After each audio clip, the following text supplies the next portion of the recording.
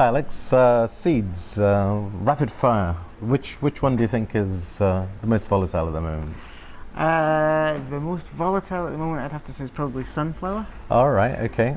In the last week or so, indications from Origin suggest that sunflower oil demand is increasing. Okay. So prices for the oil are up, which means that Is this in China or just mainly everywhere? Europe. All right, okay. Ukraine, All right. demand. Okay. So that's going to push bakery seed prices up. Okay. And that might also increase prices for confectionery grade as well. Right, okay. So sunflower seeds leading the way, Yeah. and that's due to increased demand. On the oil. On the oil, yeah. Well, we know the oil seeds tend to go up in a sort of nexus. If the major component, which I guess sunflower is, goes up, then that affects the pricing of all the other oil seeds. Yeah. So But everything else, sesame is still going down. right, so it's still going down. Still right? down, yeah. I heard that, or rather, to put things in perspective in rupee terms, that the raw material maybe last year was about 75 to 80 rupees Right. Okay. for the raw material, and now they're having to ask 60 odd. So farmers are a bit aggrieved by this, but demand is still not there.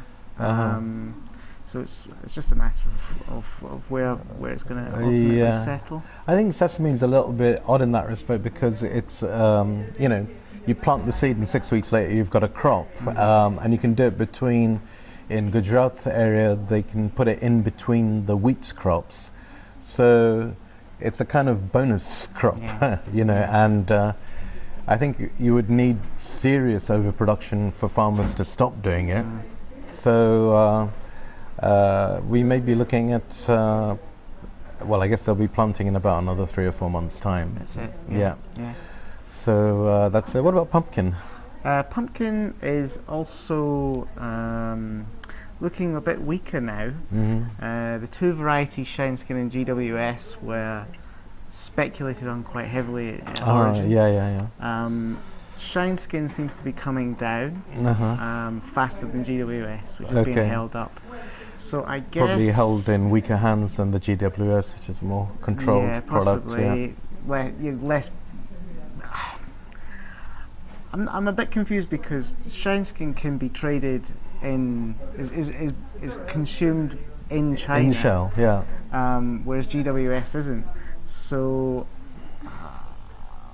I don't really know why GWS is holding up as much as Shine Skin. I think it's because it's a much smaller crop.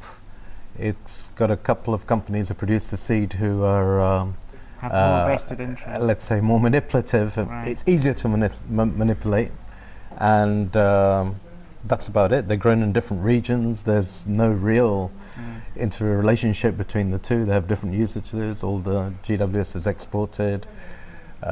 Shine Skin competes with Snow White, I guess, on the internal market. But I think that's the answer, really. It's more manipulatable.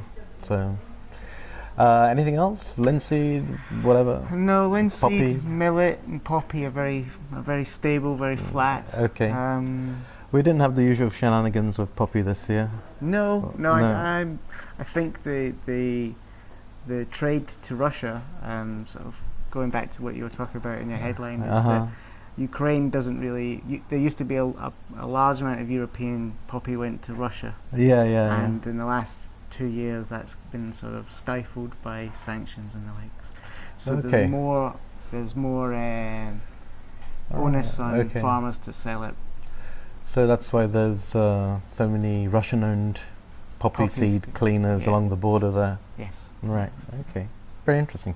Okay. Thanks very much.